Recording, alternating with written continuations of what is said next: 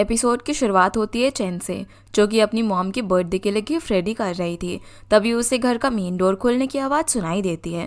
उसकी mom birthday gift देख ना ले, इसीलिए वो उसे छुपाने लगती है। लेकिन तभी उसके घर में उसकी मॉम नहीं बल्कि उसके फादर हुआन आए हुए थे। वैसे उनको छुट्टी तो नहीं मिल रही थी, लेकिन बहुत कोशिश करके उन्होंने छुट्टी ले ली थी ताकि वो लिन के बर्थडे के लिए उसे सरप्राइज दे सके। अपने फादर को इतने दिनों बाद देखकर चैन बहुत ज़्यादा खुश होती है। फिर जब हुआन फ्रेश होने के लिए वॉशरूम जाता है तो उसे वहाँ पर अपना ब्रश नहीं मिलता, क्योंकि लिन ने उसका ब्रश फेंक दिया था। वैसे भी साल में वो घर पर कभी कभी आता था, इसीलिए लिन ने उसके ब्रश को ही फेंक दिया था।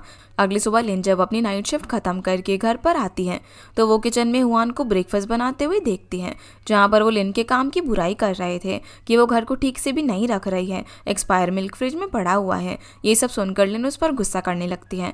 उसके मुताबिक वो तो साल में 1-2 बार ही घर पर आता है, बाकी उसे ही पूरे घर को और चैन को अकेले संभालना पड़ता है। उसने तो अपने हस्बैंड होने के बाद भी एक विडो की तरह माँ और बाप दोनों की रिस्पॉन्सिबिलिटी निभाई है। अचानक अपने सामने अब लिन को देखकर हुआन थोड़ा सा डर तो गया था, फिर भी वो अपना पॉइंट रखने लगता है कि वो घर चलाने के लिए घर से दूर काम कर रहा है।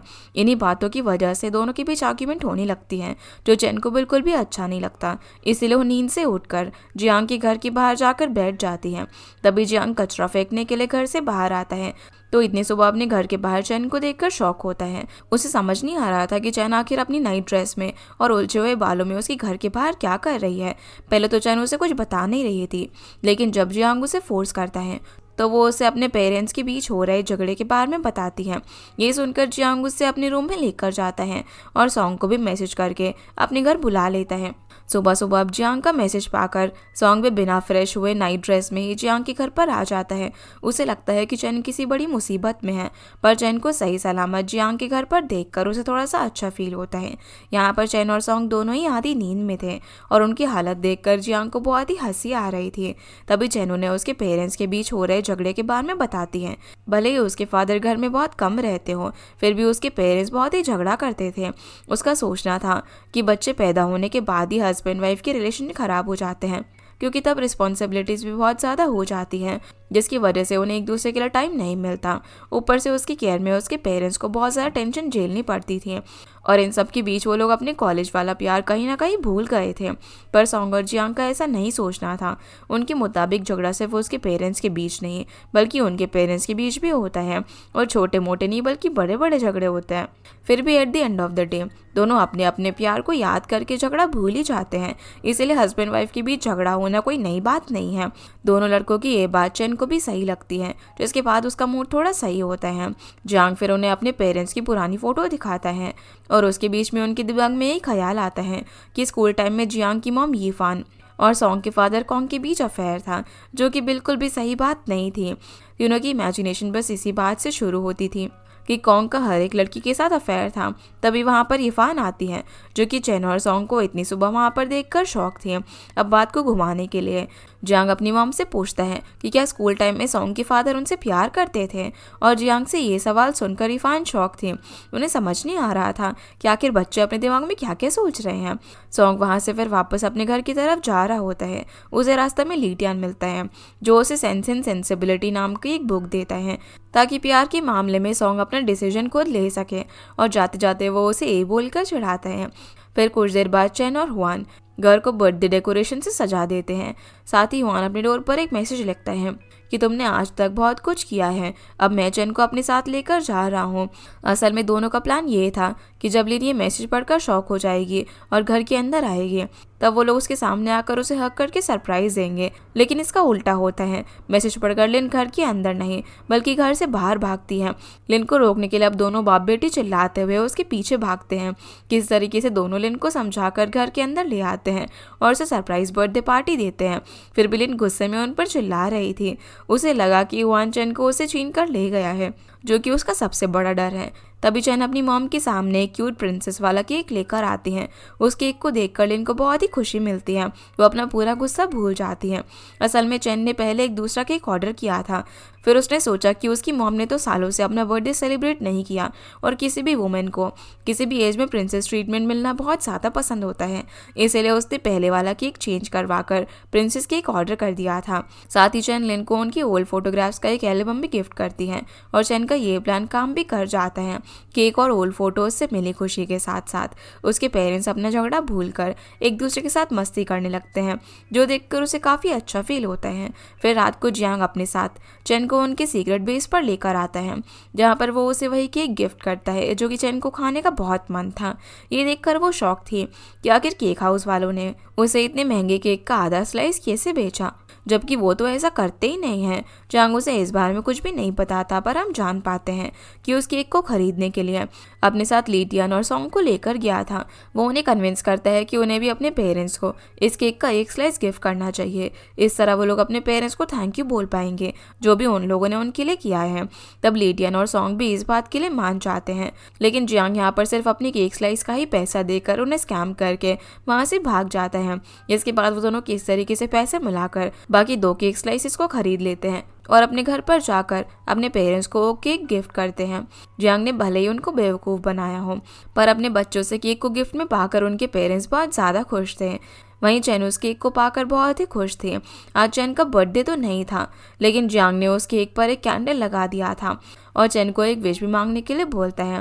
वो भी ऐसा ही करती है और खुशी खुशी इस केक को खाने लगती है और जियांग को भी खिलाती है।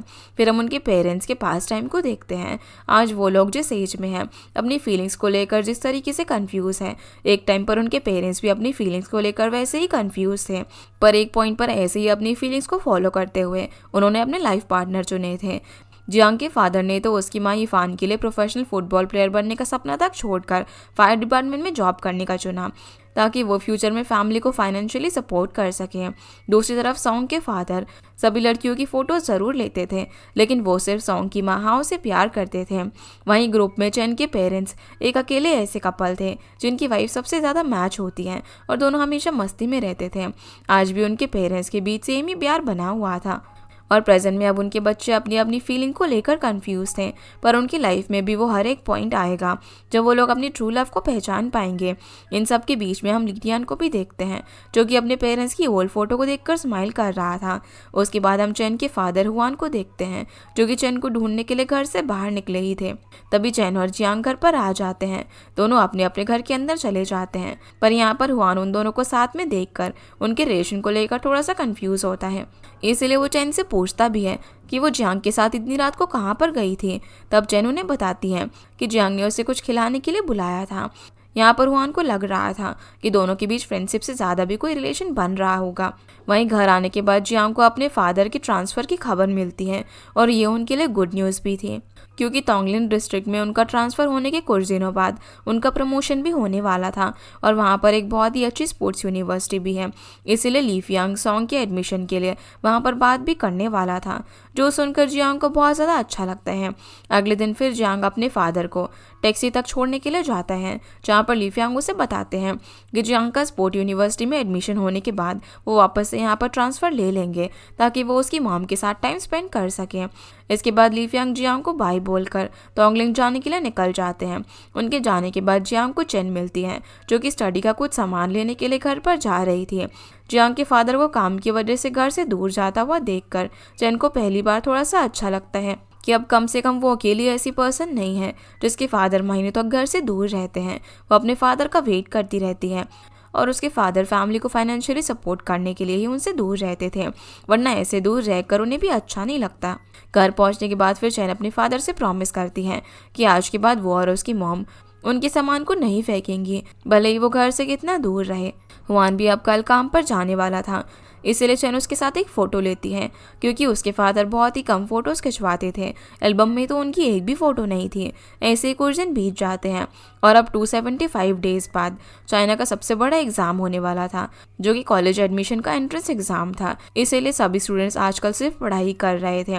इन सब के बीच जियांग सिर्फ एक ऐसा स्टूडेंट था जिसका मन पढ़ाई में बिल्कुल भी नहीं लग रहा था। इसीलिए वो क्लासरूम से प्लेग्राउंड में चला जाता है।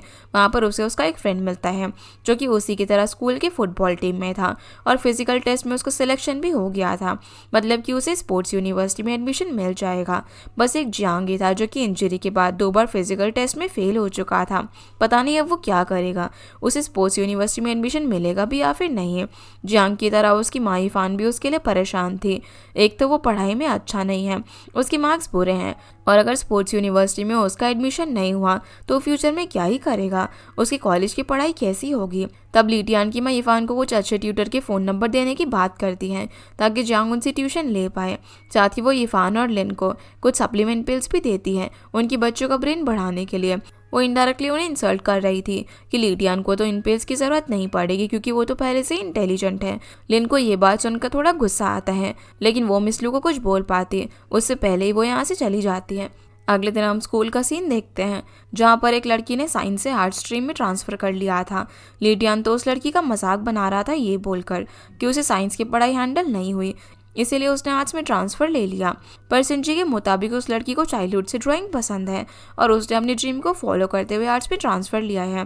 वहीं डूमान को फ्रंट सीट पर बैठना था और टीचर के कहने पर वो उस लड़की का फ्रंट सीट ले लेती है। सीट चेंज करने से पहले डूमान चेन से बोलती है कि वो उससे दोस्ती तोड़ कर नहीं जा रही है, वो उसको दोस्त मानती है, बस उसे फ्रंट सीट से ज़्यादा अच्छे से ब्लैक बोर्ड दिखाई देता है, इसीलिए वो अपनी सीट चेंज कर रही हैं। अब डूमान की सीट चेंज करने के बाद जियांग टीचर से परमिशन लेकर उसकी जगह चैन के साथ बैठ जाता है ताकि चैन को अकेला फील ना हो। इसके बाद सिंजी चैन और जियांग को उसके साथ ट्यूशन पर चलने को बोलती है।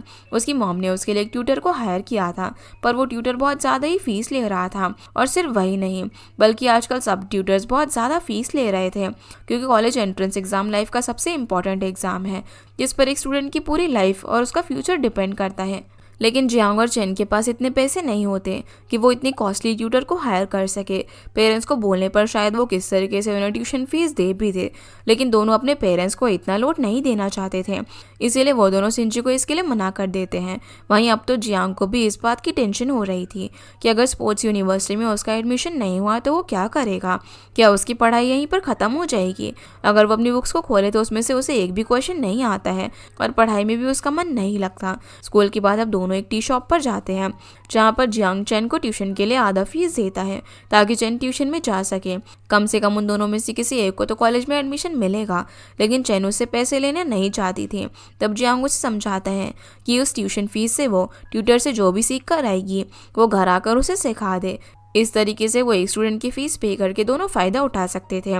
लेकिन चैन को यह आइडिया भी पसंद नहीं आता। वो जियांग को अकेले छोड़कर किसी ट्यूशन पर नहीं जाना चाहती थी। उसके मुताबिक उसे किसी ट्यूशन की ज़रूरत नहीं है। यहाँ पर उसने डिसाइड कर लिया था कि वो जियांग को कॉलेज एंट्रेंस एग्ज़ाम में पास करवा कर ही छोड़ेगी, फिर दोनों एक साथ कॉलेज जाएंगे। इसीलिए आज से वो जियांग को खुद पढ़ाने वाली थी और जियांग को ट्यूशन देने के लिए वो उसे सिर्फ 100 रुपये का फीस लेती है। इस तरीके से जियांग को ऐसा भी नहीं लगेगा कि वो उसका फ़ायदा उठा रहा है। घर जाने के बाद चैन जियांग को 3 घंटे तक पढ़ाती हैं। पता नहीं जियांग को कुछ भी समझ आ रहा था या फिर नहीं, और घर जाने से पहले चैन जियांग से ही डील करती हैं कि जब भी उसका रैंक एक एक स्टेप आगे बढ़ेगा वो उसे एक मिल्क टी गिफ्ट करेगा। तो जियांग भी इस डील को एक्सेप्ट कर लेता है। अब घर जाने के बाद चैन जियांग का दिया हुआ नोट अपनी डायरी में रख देती है एक मेमोरी के तौर पर। अगले दिन से अब चैन जियांग को पढ़ाना शुरू कर देती है, चाहे वो क्लास में हो या फिर टी शॉप में या फिर घर में। चैन हर टाइम बस उसे पढ़ाती रहती थी, पर जियांग को पढ़ाना इतना भी आसान नहीं था। कभी कभी वो स्टडी बुक के अंदर स्पोर्ट्स मैगजीन छुपा कर पढ़ता रहता था और कभी वो पढ़ाई से ही भागने लगता था। पहले कुछ दिनों तक तो जियांग एक भी क्वेश्चन का सही जवाब नहीं दे पा रहा था, लेकिन धीरे धीरे जियांग की पढ़ाई सही होने लगती है। अब वो क्वेश्चन की सही आंसर देने लग गया था, यहाँ तक कि उसकी रैंक भी 5 स्टेप आगे हो गई थी और प्रॉमिस के मुताबिक वो चैन को मिल्क टी गिफ्ट कर रहा था। कुछ दिनों तक उनका रूटीन ऐसा ही चलता है। चैन उसे पढ़ाती है, उसकी रैंक आगे लेकर आती हैं और उसे मिल्क टी गिफ्ट में लेती हैं। बीच बीच में दोनों माइंड को फ्री करने के लिए डांस करके मस्ती करते थे। ऐसे ही एक दिन बहुत देर तक पढ़ाई करने की वजह से चैन बहुत ज़्यादा थक चुकी थी। तब जियांग उसे कुछ देर के लिए सोने को कहता है, लेकिन क्लासरूम के बीच में चैन को नींद नहीं आ रही थी। तब जियांग उसके कान में हेडफोन लगाकर टेप रिकॉर्डर में गाने प्ले कर देता है, जिससे चेन को थोड़ा सुकून मिलता है और वो सो जाती है। यहाँ पर चेन जब भी क्लास में सोती थी तो जियांग उसको सोते हुए देखकर स्माइल करता था। क्लियरली हम जियांग की आंखों में चेन के लिए प्यार देख पा रहे थे, पर अभी जियांग अपनी फीलिंग्स को समझ नहीं पा रहा था। रात को चैन अपनी कॉपी में जियांग का एक मैसेज लिखा हुआ देखकर स्माइल करती है। उसी टाइम उसे जियांग का मैसेज आता है, जिसमें उसने इस बार चैन से एक मिल्क टी गिफ्ट में मांगा था, क्योंकि उसने एग्जाम में अच्छा परफॉर्म किया था। अगले दिन अब चैन स्कूल जाने के लिए वेट कर रही थी, पर बहुत टाइम तक जियांग घर से बाहर नहीं आता। वो उसके घर के दरवाजे पर नॉक करती है, उसे आवाज़ लगाती है, लेकिन अंदर से कोई भी आवाज़ नहीं आती। शायद घर पर कोई भी नहीं था। चैन उसे कॉल करती है, लेकिन उसका फ़ोन भी ऑफ था, इसीलिए वो अकेले ही स्कूल में आती है। आज उनका एग्ज़ाम भी था, लेकिन जियांग स्कूल तक पहुंचा ही नहीं। तो चैन अब लिन को मैसेज करके जियांग के बारे में पूछती है, पर उसकी मॉम उसे इस बारे में कोई भी जवाब नहीं देती और उसे एग्ज़ाम पर ध्यान देने को बोलती है। चैन एग्ज़ाम दे तो देती है, लेकिन दिन भर उसे जियांग की फिक्र हो रही थी। दूसरी तरफ हम जियांग और इरफान को फायर डिपार्टमेंट में देखते हैं, क्योंकि जियांग के फादर किसी रेस्क्यू मिशन में गए थे, लेकिन वहाँ वो खुद ही आग के बीच फंस गए और उनकी कोई खबर नहीं मिल रही थी। जियांग और उसकी मॉम बस यही सोचकर प्रे कर रहे थे कि वो सही सलामत हो, लेकिन किस्मत को कुछ और ही मंजूर था, क्योंकि उस फायर में उनकी मौत हो चुकी थी। अब उनकी मौत की खबर सुनकर जियांग और इरफान अंदर से टूट जाते हैं। उन्होंने कभी भी नहीं सोचा था कि उनकी लाइफ में ऐसा भी दिन आएगा। जियांग तो यकीन ही नहीं कर पा रहा था कि वो जब अपने फादर को टैक्सी तक छोड़ने के लिए गया था, वो उन दोनों का आखिरी पल था। कहाँ उसके फादर सोच रहे थे कि उसके एडमिशन के बाद वो फिर से यहाँ पर ट्रांसफ़र ले लेंगे ताकि उसकी मॉम के साथ टाइम स्पेंड कर सके, लेकिन अब उसकी मॉम और वो हमेशा के लिए अकेले पड़ चुके थे। चैन को जब ये खबर मिलती है तो वो शौक थी। वो जियांग को इस टाइम पर संभालना चाहती थी, लेकिन जियांग से उसकी मुलाकात होती ही नहीं है। उसने जियांग को देखा तो सीधा फिनरल के दिन। उसे देखकर चैन समझ पा रही थी कि वो अपने फादर को खोकर अंदर से टूट चुका है और अब वो पहले जैसा नहीं रहा। चैन के लिए तो अब भी यकीन करना मुश्किल था कि जियांग के फादर अब इस दुनिया में नहीं है। उसे अब भी लग रहा था कि वो अपना बैग लेकर वापस आ जाएंगे और उनके साथ हंसी मजाक करेंगे। वो कॉलोनी के सबसे फ्री और ओपन माइंडेड पर्सन थे और सभी को खुश रखने वाले भी। ऐसा लग रहा था कि उनके साथ कॉलोनी की पूरी खुशी भी चली गई हो। जियांग अब कई दिनों तक स्कूल में नहीं आता, क्योंकि वो अब भी खुद को अपने फादर की मौत को लेकर संभाल नहीं पा रहा था। सिंजी भी जियांग को इस टाइम पर मिलकर उसे कंफर्ट करना चाहती थी, पर चैन खुद कॉलोनी में रहकर उससे नहीं मिल पा रही थी, तो सिंजी भला कैसे ही मिल पाएगी। चैन को कैसे भी जियांग से मिलकर उससे बात करनी थी, इसीलिए वो जियांग को मैसेज करके उनकी सीक्रेट बेस पर बुलाती है और वहाँ कुछ देर वेट करने के बाद जियांग उससे मिलने के लिए आ जाता है। उसका मूड ठीक करने के लिए चैन उसे मिल्क टी गिफ्ट करती है, क्योंकि लास्ट टाइम जब उनकी बात हुई थी तब जियांग ने उससे मिल्क टी मांगा था। जियांग यहाँ पर मिल्क टी पी तो लेता है, लेकिन वो पहले की तरह खुलकर बात नहीं कर पा रहा था। चैन ने कभी भी जियांग को इतना शांत नहीं देखा। वो हर टाइम सभी को परेशान करने वाला और मस्ती करने वाला लड़का था। उसी रात जियांग की मॉम इरफान घर पर आती है। उसे अगले दिन टोंगलिंग सिटी के स्पोर्ट्स यूनिवर्सिटी में हो रहे फिजिकल टेस्ट ज्वाइन करने को बोलती है।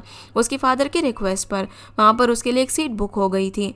मरने से पहले भी उसके फादर उसकी ड्रीम को पूरा करने के लिए एफर्ट लगा रहे थे।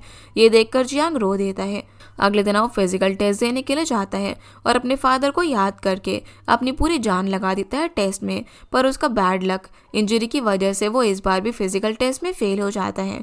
अब गुस्सा और फ्रस्ट्रेशन में वो फुटबॉल ग्राउंड में उसी जगह पर प्रैक्टिस करने लगता है जहाँ वो उसके फादर के साथ प्रैक्टिस करता था, पर अब भी वो उस गोल को कर नहीं पा रहा था जो कि उसके फादर उसे सिखा रहे थे। तभी वहाँ पर सॉन्ग आकर उसके साथ बैठते हैं। जियांग अपने फादर की मौत के लिए खुद को ब्लेम कर रहा था, क्योंकि जिस दिन उसके फादर की मौत हुई उस दिन उनकी दिन में ड्यूटी थी, लेकिन उन्होंने दिन की ड्यूटी को कैंसिल करके नाइट शिफ्ट चूज़ किया और दिन में वो स्पोर्ट्स यूनिवर्सिटी के कोच से मिलने के लिए गए, जहाँ उन्होंने जियांग को फिजिकल टेस्ट में सीट दिलाने के लिए कोच से रिक्वेस्ट की। उनकी रिक्वेस्ट की वजह से जियांग को सीट मिल गई और वो खुशी खुशी नाइट शिफ्ट में चले गए।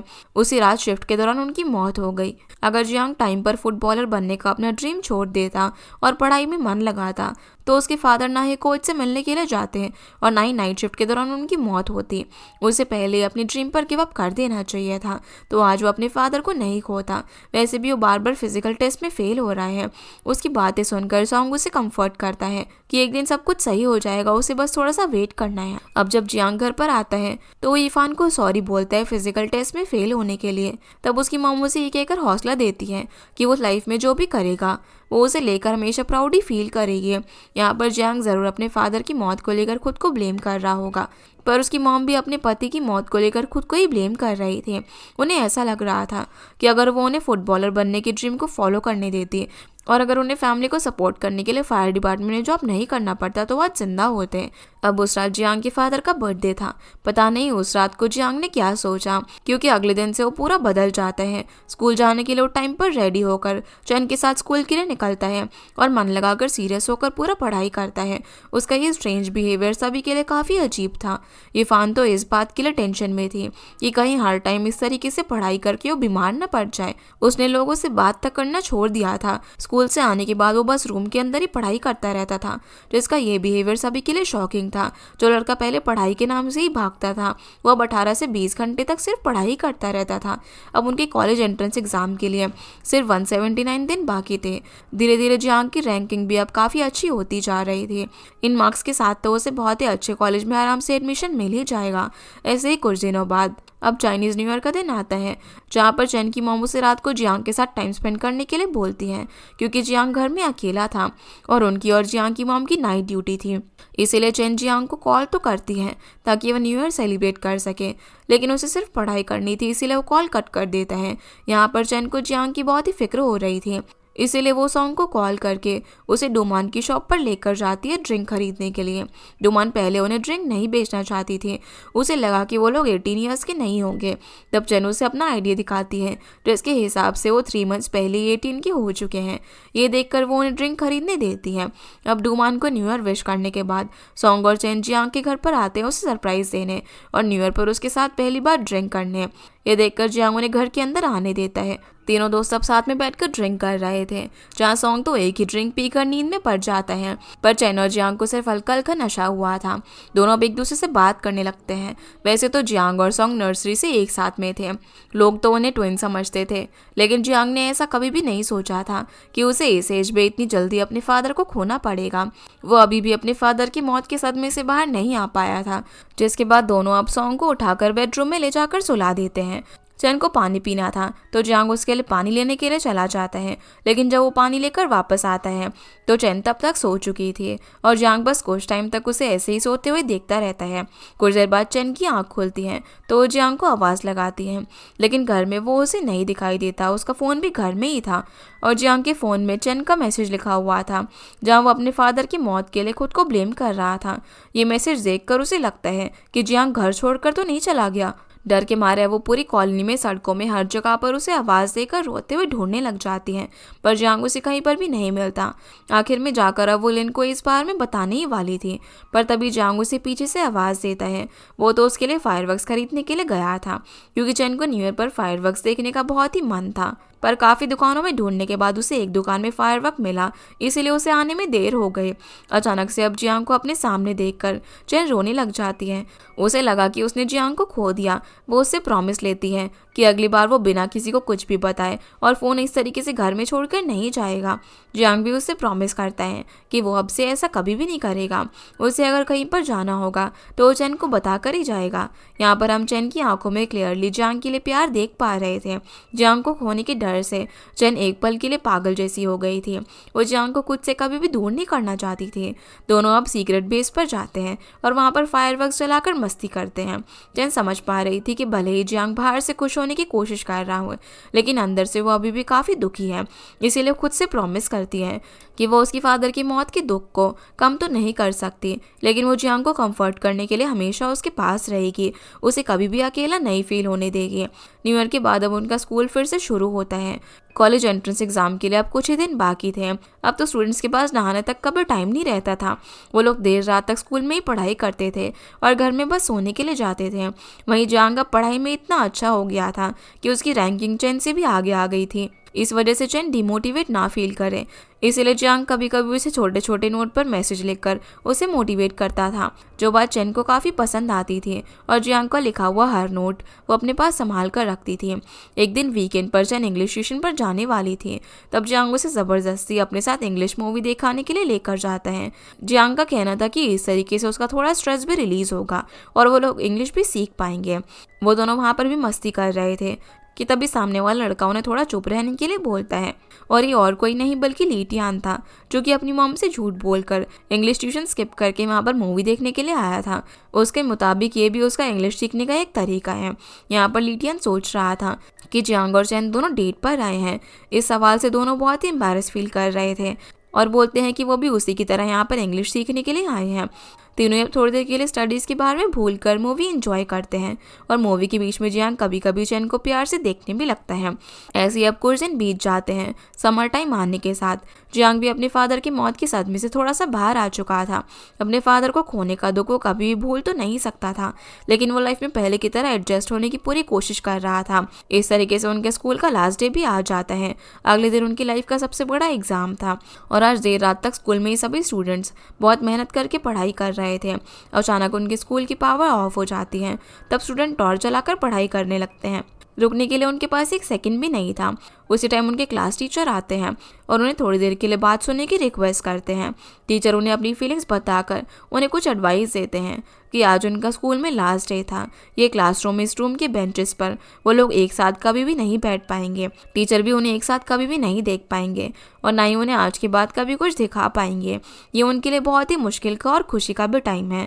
मुश्किल इसलिए क्योंकि जिन बैच को उन्होंने 4 साल तक पढ़ाया, उनकी देखभाल की, उनका ख्याल रखा, आज के बाद वो लोग उनसे दूर चले जाएंगे। और खुशी का टाइम इसलिए क्योंकि स्कूल के पिंजरे से निकलकर वो लोग अब कॉलेज की आज़ाद दुनिया में कदम रखेंगे। शायद आज के बाद वो लोग अपने कुछ दोस्तों से लाइफ में कभी ना मिले, क्योंकि सभी लोग कॉलेज में और अपने करियर में बिजी होने वाले हैं। एक स्कूल का टाइम ही लाइफ में ऐसा टाइम होता है जहाँ पर सभी स्टूडेंट्स बेफिक्र होकर जीते हैं। एंट्रेंस एग्जाम में वो लोग पास हो या फिर फेल, उन्हें हिम्मत नहीं हारनी है, क्योंकि आगे चलकर लाइफ उनसे और भी टफ एग्जाम लेगी और वो चाहे लाइफ में कुछ भी करे, टीचर उन्हें लेकर हमेशा प्राउड फील करेगा, क्योंकि वो उनके स्टूडेंट्स हैं जिनका उन्होंने अपने बच्चे की तरह ख्याल रखा है। टीचर की कही हुई ये बातें सुनकर सभी स्टूडेंट्स बहुत ज़्यादा इमोशनल होते हैं और रोने लगते हैं। स्कूल और अपने दोस्तों से अलग होना उनके लिए भी बिल्कुल आसान नहीं है और अगर आज स्कूल का पावर ऑफ नहीं हुआ होता तो वो लोग शायद पढ़ाई के चक्कर में इस बात को रियलाइज़ ही नहीं कर पाते। इस डार्कनेस में सभी ने अपनी फीलिंग सामने खोलकर रख दी थी। अगले दिन अब उनका एंट्रेंस एग्ज़ाम शुरू होता है, जहाँ पर वो लोग अपना पूरा दिमाग लगाकर एग्ज़ाम को देते हैं। एग्ज़ाम ख़त्म होने के बाद उनकी लाइफ में सुकून का दिन आता है। जियांग, सॉन्ग और चेन ने अपने बुक्स, कॉपीज़ और नोट को बॉक्सेस में भरकर रख दिया था ताकि उनको बेचकर थोड़े पैसे कमा लें और उन पैसों से वो लोग एक छोटी सी पार्टी कर सकें। उसी दिन जब जियांग चेन से मिलने के लिए आता है तो उसे बुक्स के बीच में चेन की एक चाइल्डहुड फोटो मिलती है, जिसे देखकर जियांग उसका मजाक उड़ाने लग जाता है। जियांग के मुताबिक चेन पूरी टॉम बॉय है, इसीलिए कोई भी लड़का उसे पसंद नहीं करेगा। तो चेन जियांग को मज़ा सिखाने के लिए फोटो में उसके साथ जो लड़का था उसे अपना पहला प्यार बता देती है। साथ ही वो बोलती है कि उस लड़के का नाम लू है। सिसो विलेज में रहने के टाइम लू उसका बेस्ट फ्रेंड था और वो उसे बहुत ज़्यादा पसंद करता था। उसे तो लोग सिसो विलेज का प्रिंस बुलाते थे। वो आज भी लू की क्रश है। जियांग को लगता है कि वो तो चाइल्डहुड की बातें हैं ना, अभी थोड़ी उनके बीच कोई कनेक्शन होगा। तब चेन उसे बताती हैं कि उनके बीच हर दिन बातें होती हैं और आज तो वो उनके घर रहने के लिए भी आने वाला है, जो सुनकर जियांग शॉक हो जाता है। तभी चेन की मॉम लिन उसे बाहर से लू को पिक करने के लिए बोलती हैं। ये सुनकर जियांग चेन को रूम में ही रुकने के लिए बोलकर खुद लू को पिक करने के लिए बाहर जाता है, जहाँ वो लू से मिलता है और उसके सामने चैन का बेस्ट फ्रेंड होने के लिए फ्लॉन्ट करने लग जाता है। साथ ही वो लू को एडवाइस देता है कि वो उसे बिग ब्रदर बोले, लेकिन लू का मानना था कि लोग दिमाग से बड़े होते हैं, एज से नहीं। ये बात सुनकर जियांग हैंडशेक के बहाने लू का हाथ जोर से दबाता है। तभी वहाँ पर चैन आती है, जो कि लू को खींचकर अपने साथ घर के अंदर ले जाती है। यहाँ पर चैन जियांग को जेलस कराने के लिए लू के करीब आने की और उससे एक्स्ट्रा फ्रेंडली होने की कोशिश कर रही थी। उसका ये प्लान काम भी कर रहा था। उन दोनों को इतना करीब देखकर जियांग बहुत जेलस फील कर रहा था। वहीं लू चेन के ऐसे अजीब बिहेवियर से शौक था। अब खाने के टेबल में भी चेन लू को अपने हाथ से खाना सर्व कर रही थी और जियांग की जेलसी बढ़ती जा रही थी। वो दोनों को एक साथ इतने करीब नहीं देख पा रहा था, इसलिए वो लिन से बोलता है कि चेन एक लड़की है, इसलिए लू को उनके घर में रात को नहीं रुकना चाहिए। लू उसके साथ उसके घर में रह लेगा। लिन को समझ नहीं आ रहा था कि अगर उनके घर में लू रुकेगा तो क्या प्रॉब्लम होगी। लू तो चेन का कज़न है, वो अपनी आंटी के घर में क्यों नहीं रुक सकता है। जो बात सुनकर जियांग को बहुत एम्बैरेसिंग फील होता है। उसे तो पता ही नहीं था कि अब तक चेन उसे बेवकूफ़ बना रही थी, जबकि लू तो उसका कज़न है। अब शर्म के मारे जियांग वहाँ से घर चला जाता है। लिन और लू को कुछ भी समझ नहीं आ रहा था कि आखिर जियांग को हुआ क्या है और चेन जियांग की हालत देखकर हंसे जा रही थी। फिर 2-3 दिन बाद लू वापस से अपने घर पर चला जाता है और चेन जब जियांग के घर पर आती है तो जियांग सॉन्ग को इन सब बातों के बारे में बताता है, पर सॉन्ग के मुताबिक चेन तो बहुत ज़्यादा खूबसूरत है। जियांग अंधा है जो कि उसकी खूबसूरती नहीं देख पाया। सॉन्ग को चेन की साइड लेता हुआ देखकर जियांग उससे नाराज़ हो जाता है। तभी चेन को उनसे पता चलता है कि जियांग एक वेबसाइट बना रहे हैं जहाँ पर वो उनकी नोट्स और बुक्स को अच्छे प्राइस में सेल करेगा। वैसे भी सॉन्ग एक टॉप स्टूडेंट है, इसीलिए उसके नोट्स बहुत ज़्यादा प्राइस में बिक जाएंगे। फिर जियांग उन दोनों के साथ डिस्कस करके अपने वेबसाइट का नाम यांगवू रखता है। सॉन्ग और चेन अब वहाँ से चले जाते हैं, लेकिन घर जाने से पहले सॉन्ग चेन को रोककर उसे अपनी फीलिंग्स बताने वाला था, पर चेन का प्यारा सा फेस देखकर वो हिम्मत नहीं कर पाता अपनी फीलिंग्स बताने की, इसीलिए वो उसे बिना कुछ बोले ही घर चला जाता है। अगले दिन अब ये सभी दोस्त मिल्क टी शॉप पर मिलते हैं ताकि ग्रेजुएशन से पहले इस हॉलीडे को कैसे सेलिब्रेट करे इस बारे में डिस्कस करने के लिए। इस चीज़ के लिए सबसे ज़्यादा एक्साइटेड ली टियान था, क्योंकि पढ़ाई की वजह से उसने कभी भी ये सब एंजॉय नहीं किया था। अब जब एग्जाम्स खत्म हो चुके हैं तो पढ़ाई करने के लिए कुछ भी नहीं है और ना ही उसके पेरेंट्स उसे रोकेंगे। अब तो उसे फ्रेंड्स के साथ सब कुछ ही एंजॉय करना था। वो सभी प्लान्स के लिए तैयार था, लेकिन यहाँ पर गर्ल्स कुछ और प्लान बनाती और बॉयज़ कुछ और। इसीलिए चेन और सेंजी शॉप पर ही मौजूद फोटो बूथ पर फोटो खींचने के लिए चली जाती हैं और बॉयज़ उनका वेट करने लगते हैं। फिर चेन सॉन्ग को खींचकर फोटो बूथ पर लेकर जाती है उसके साथ फोटो क्लिक कराने के लिए। यहाँ पर लीडियन उन्हें करीब लाने के लिए उनके फोटो पर लव फ्रेम डाल देता है, जिससे वो दोनों काफ़ी एम्बैरस फील कर रहे थे। उसी टाइम जियांग भी उनके साथ फोटो में आ जाता है और वो उस लव फ्रेम को देखकर एम्बैरस फील करता है। इसी बीच लीडियन उसी लव फ्रेम में उनकी एक फ़ोटो खींच लेता है। फोटो बूथ से अब बाहर आकर सॉन्ग इशारों में लीटियान को उसकी सीक्रेट छुपाने के लिए रिक्वेस्ट कर रहा था। वहीं चेन को उसकी फ़ोटो में उसकी और शी की फ़ोटो दिखती है। एक टाइम पर जब वो दोनों दोस्त थे उसी फ़ोटो बूथ में उन्होंने एक फ़ोटो ली थी। उस फोटो को देखकर चेन शी को याद करने लग जाती है। दूसरी तरफ शी भी उस फोटो को देखकर चेन के साथ बिताए हुए टाइम को मिस कर रही थी, जिसके बाद वो उसी जगह पर स्ट्रीट फूड खाने के लिए जाती है जहाँ पर वो चेन के साथ आया करती थी। गुस्से और जेलसी में चेन से दोस्ती तोड़कर उसे काफ़ी गिल्टी फील हो रहा था। इस पॉइंट पर वो चेन को काफ़ी ज़्यादा मिस कर रही थी। तभी वहाँ पर चेन अपने दोस्तों के साथ आती है और शी को आवाज़ लगाती है।